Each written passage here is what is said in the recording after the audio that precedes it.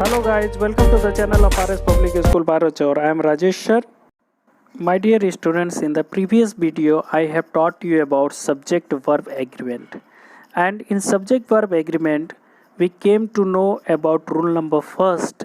And in rule number first we came to know about the 5 points regarding the use of and.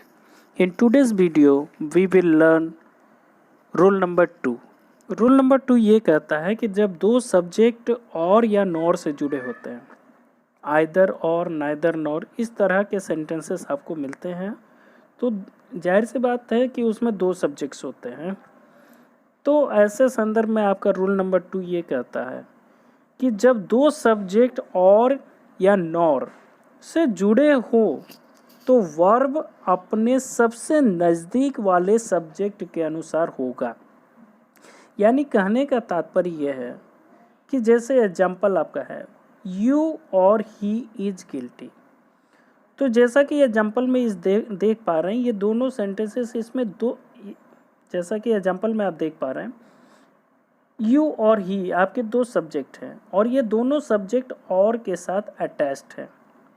अब चूँकि ही के साथ हमारा verb is लगा हुआ है, तो क्या ही के साथ हमारा वर्ब इज करेक्ट है? Yes my dear students, is आपका करेक्ट है, क्योंकि हमें इज का प्रयोग ही को देखकर लगाना है, न कि यू को, क्योंकि हमारा सबसे नज़दीक क्या है, हमारा जो सब्जेक्ट है वो हमारा ही नज़दीक है, ही के बाद ही हमारा वर्ब का प्रयोग करना है। तो इसलिए ही के साथ सिंगुलर वर्ब का प्रयोग होगा। Either it can be in the present tense, it may be is, और पास्ट टेंस होता तो हम यहाँ वाज लगाते, न कि आर या वेयर। और कुछ एग्जाम्पल्स से आइए इसको समझते हैं। Our next example is either he or we have to do this work. In this sentence we can see that there are two subject, he or we, दो सब्जेक्ट है ही और वी, और दोनों subjects और के साथ attached हैं यानी connected हैं। तो हमें सबसे नज़दीक वाले सब्जेक्ट को देखकर वर्ब का प्रयोग करना है, यानी हमको देखना है सबसे नज़दीक हमारा कौन सा सब्जेक्ट होगा, तो वी होगा। वी के जस्ट बाद हमें वर्ब का यूज करना है। तो वी हमारा सिंगुलर है कि प्लूरल है my dear students? Yes, we हमारा क्या है, प्लूरल है, यानी कि हमें प्लूरल वर्ब का यूज करना है। उस हिसाब से हमने यहाँ हैव लगा है, यानी कि ये सेंटेंस करेक्ट है। यदि कोई यहाँ और के बाद सिंगुलर सब्जेक्ट होता तो उस संदर्भ में हमें सिंगुलर वर्ब का प्रयोग करना पड़ता है। उम्मीद है आपको समझ में आ रहा होगा। और अच्छे से समझने के लिए आइए एक और एग्जाम्पल लेते हैं। Moving on to the next example. Neither Radha nor her friends were present at the party.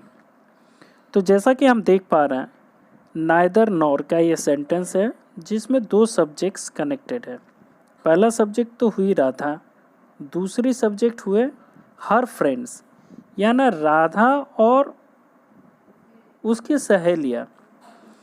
अब जब हमें वर्ब का यूज करना है तो सबसे नज़दीक हमारा क्या है, हर फ्रेंड्स, नॉर के बाद लगा है हर फ्रेंड्स, और हर फ्रेंड्स को देखते हुए हमें वर्ब लगाना है।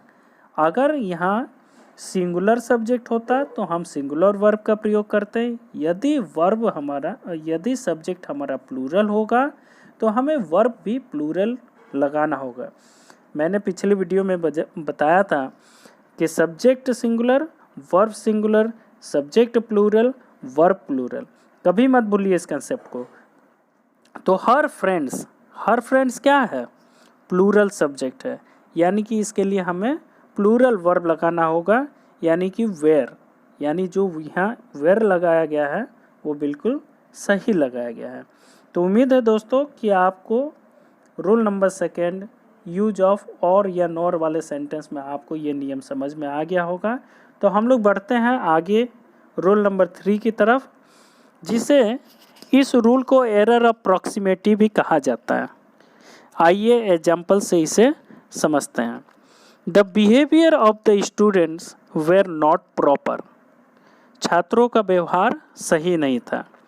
क्या आप बता सकते हैं कि इस सेंटेंस में कहाँ गलती है? हमने इस सेंटेंस में द स्टूडेंट्स को देखा और वेयर लगा दिया, लेकिन my dear students, we are not talking about the students, we are talking about their behaviour. Main subject हमारा बिहेवियर है, न कि स्टूडेंट्स, इसलिए वर्ब का यूज बिहेवियर के अनुसार होगा। और बिहेवियर चूंकि एक एब्स्ट्रैक्ट नाउन है और अनकाउंटेबल भी है, इसलिए इसके साथ वाज का प्रयोग होगा। इस तरह के एरर को हम एरर ऑफ प्रॉक्सिमिटी कहते हैं।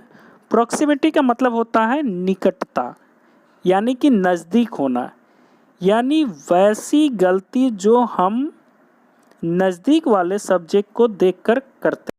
आइए एरर ऑफ प्रॉक्सिमिटी को और अच्छे से समझने के लिए हम लोग एक और एग्जाम्पल का सहारा लेते हैं। जैसा कि आपको एग्जाम्पल में दिख पा रहा है, the legs of the dog of my friend is broken. Example थोड़ा सा पेचीदा है, समझने की कोशिश करिए। मेरे दोस्त के कुत्ते की टांगें टूटी हुई थी। दोस्त की टांगें नहीं, कंफ्यूज मत होइए। तो इस एग्जाम्पल में आप देख पा रहे हैं कि जैसा कि हम लोग सेकेंड रूल पढ़े थे, उस हिसाब से जो नज़दीक वाला जो सब्जेक्ट होगा उसके अनुसार हमें वर्ब लगाना था। तो अगर उसको रूल को लेकर चले तब तो माई फ्रेंड के हिसाब से पहले सेंटेंस में जैसे कि इज लगा हुआ है, उस हिसाब से ये सही होना था। लेकिन ये सेंटेंस गलत है माय डियर फ्रेंड्स, क्योंकि the legs of the dog, क्या बात हो रही है? कुत्ते की टांगों के बारे में बात हो रही है। तो लेग्स पूरा हमारा जो मेन वर्ब होगा वो मेन वर्ब हमारा द डॉग या माय फ्रेंड नहीं होगा। बात जिसकी हो रही है वो हमारा मेन वर्ब होगा, यानी कि द लेग्स हमारा मेन वर्ब है। जब द लेग्स हमारा मेन वर्ब है तो my dear students you can understand the legs की बात हो रही है, सिंगुलर नहीं है, सब्जेक्ट हमारा प्लूरल है। ऐसे संदर्भ में जब हमारा सब्जेक्ट प्लूरल है तो हमारा वर्ब भी प्लूरल होगा, इसलिए इज का प्रयोग न होकर आर का प्रयोग होगा। उम्मीद है कि आप लोग इसको समझ गए होंगे। इससे एरर अप्रॉक्सीमेटी की दिक्कत आपको दूर हो गई होगी। Now moving on to the next rule, that is rule number 4। Rule number 4 ये कहता है कि यदि दो सब्जेक्ट इन शब्दों से जुड़े रहें, जैसे as well as, with, along with, together with, and not, like, unlike, including, excluding, but, except, besides इत्यादि, तो वर्ब इन शब्दों के आगे आने वाले सब्जेक्ट के अनुसार होता है। तो माय डियर स्टूडेंट्स, इस रूल के हिसाब से यदि दो सब्जेक्ट इन सारे शब्दों के साथ जॉइंट है तो हमें वर्ब जो होगा वो पहले सब्जेक्ट के अनुसार यूज करना होगा। आइए इसको समझते हैं एक एग्जाम्पल के साथ। जैसे कि एग्जाम्पल दिया हुआ है, you as well as he are guilty. तो इस सेंटेंस में हम देख पा रहे हैं कि दो सब्जेक्ट है, यू और ही, और ये दोनों ही सब्जेक्ट्स एज वेल एज शब्द से जुड़े हुए हैं। इसमें हमारा नियम ये कहता है कि आगे आने वाले सब्जेक्ट, यानी आगे कौन सा सब्जेक्ट आ रहा है? यू। तो आगे जब यू सब्जेक्ट आ रहा है तो यू के हिसाब से हमें वर्ब का यूज करना है। तो इस हिसाब से हम देख पा रहे हैं कि यहाँ आर लगा हुआ है, यानी कि ये सेंटेंस जो है पूरी तरह से सही है। हमें ही को देखकर वर्ब का प्रयोग नहीं करना है। जैसे कि हम रूल नंबर 3 में किए थे, वो चीज़ यहाँ नहीं करना। वो रूल दूसरा था, ये रूल दूसरा है। इन शब्दों को आपको याद करना पड़ेगा। ऐसे शब्द जब भी आपके सामने आए तब आप समझ सकते हैं कि हमें क्या करना है। तुरंत आपको रूल स्ट्राइक करेगा कि रूल नंबर 4 ये कहता है कि यदि इन शब्दों के साथ दो सब्जेक्ट्स का यूज किया जा रहा है तो फर्स्ट सब्जेक्ट को ही हम देखते हैं उसके हिसाब से। तो जैसा कि आप जानते हैं यू क्या है? सेकंड पर्सन है, और यू के साथ हमेशा ही प्लूरल वर्ब का प्रयोग किया जाता है, इसलिए यू के साथ आर का यूज करना बिल्कुल सही है। अब जैसे दूसरा एग्जाम्पल आपको दिख रहा है, he as well as you is guilty. पहले एग्जाम्पल्स को ठीक उल्टा कर दिए, यू के जगह ही का और ही के जगह यू को प्रयोग किए। तो he as well as you is guilty. अब इस सेंटेंस को देखिए, हमारा पहला सब्जेक्ट हुआ ही, दूसरा सब्जेक्ट हुआ यू, दोनों ही सब्जेक्ट जो हैं एज वेल एज से जॉइंट है, लेकिन हमें यू को देखकर वर्ब का प्रयोग नहीं करना है। हमें क्या देखना है कि पहला सब्जेक्ट कौन सा आ रहा है। तो पहला सब्जेक्ट हमें ही मिला, ही हमारा थर्ड पर्सन सिंगुलर है, इसलिए वर्ब का भी हम सिंगुलर ही प्रयोग करेंगे, इसलिए वर्ब सिंगुलर लगेगा, यानी कि इज गिल्टी करेक्ट है। आइए तो कुछ और एग्जाम्पल से इसे और समझते हैं। Radha together with her friends was present at the party. तो यहाँ देखिए टुगेदर विथ शब्द का इस्तेमाल किया गया है और इसमें दो सब्जेक्ट लगे हैं, पहला राधा और उसकी फ्रेंड्स। लेकिन हम बात किसकी कर रहे हैं? मेन सब्जेक्ट हमारा क्या होगा? राधा, न कि उसके फ्रेंड्स, उसकी सहेलियों की बात नहीं हो रही है। हर फ्रेंड्स यहाँ प्लूरल है, लेकिन हमें ये हर फ्रेंड्स को देखकर वर्ब का प्रयोग नहीं करना है। हमें क्या जाना है? पहले वाले सब्जेक्ट, यानी पहला सब्जेक्ट हमारा क्या है? राधा। और राधा हमारी यहाँ मेन सब्जेक्ट हुई, यानी कि हमारा राधा सिंगुलर है कि प्लूरल है? सिंगुलर है, तो वर्ब भी हमारा क्या लगेगा? सिंगुलर लगेगा, इसलिए यहाँ वाज ही लगेगा और वाज का प्रयोग यहाँ बिल्कुल सही है। आइए एक और एग्जाम्पल लेते हैं। The robber with all his gang members was arrested. दूसरा एक है example, the robber with all his gang members were arrested. दोनों ही सेंटेंस एक है, वर्ब पहले में वाज लगा है, दूसरे में वेर लगा है। अब हमें डिसाइड करना है कि कौन सा सही होगा। Yes my dear students, since in the first sentence और in the second sentence the main subject is the robber. Robber के बारे में बात कर रहे हैं, ना कि उसके पूरे गैंग मेंबर्स के बारे में।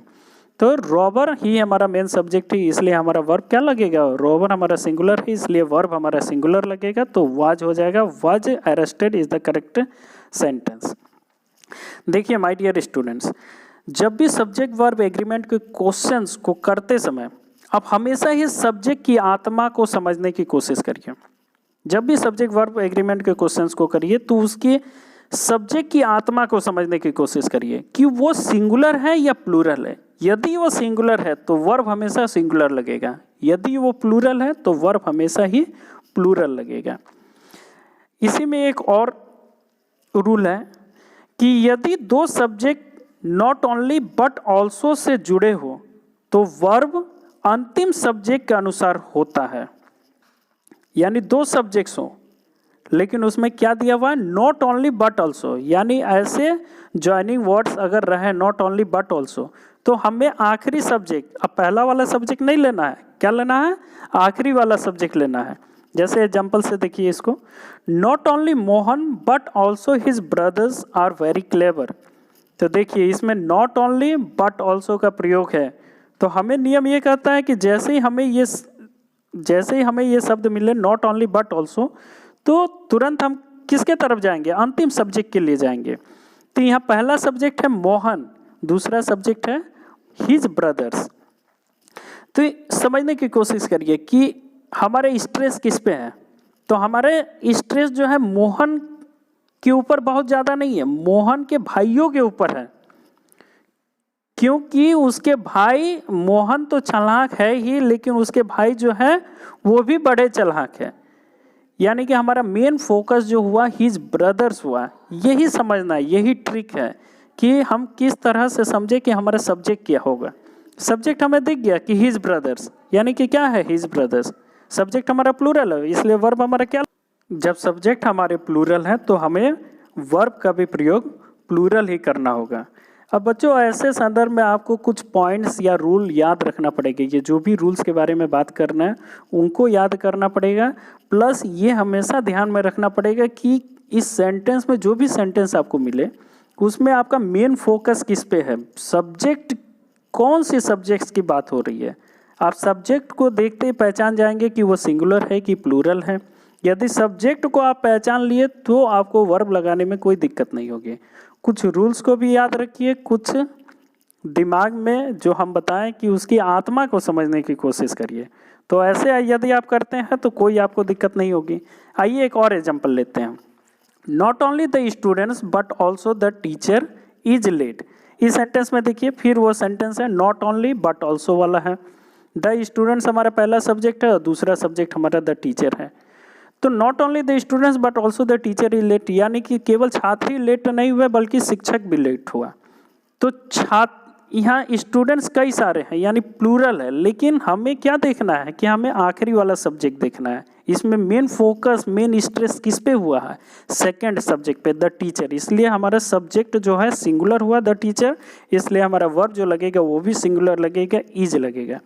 तो उम्मीद है बच्चों कि आपको ये सब्जेक्ट वर्ब एग्रीमेंट के रूल नंबर 4 आपको समझ में आ गया होगा। अब मिलते हैं अगले वीडियो में रूल नंबर 5, 6, 7 के साथ।